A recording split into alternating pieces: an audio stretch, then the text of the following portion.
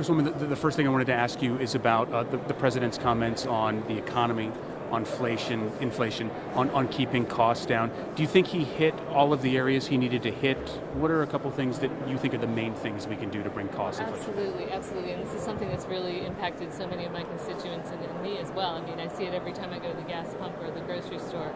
So, lowering those costs is really important to us, and I do think that President Biden understands what the American people are going through, and is going to be working to lower those costs. So many things in the world are just the global economy being so interconnected. We talk about supply chain issues and how that relates to, inflation and costs going up.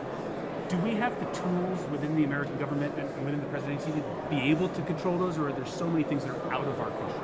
Well, there are some things that we're going to be able to do in the short term, but even more that we'll be able to do in the longer term, and that's why it's really important that we pass the Americans Competes Act, to put us on a better global footing over the long term, and also to produce to engage in more manufacturing here in America. So we don't have to count on those supply chains the way we have in the past. Finally, Congresswoman, on Ukraine, do you believe that the president is doing everything he can? How would you rate his performance on dealing with the Russian? It's really been stellar. The way that he has managed to bring together the NATO alliance and all the countries of the EU against Russia.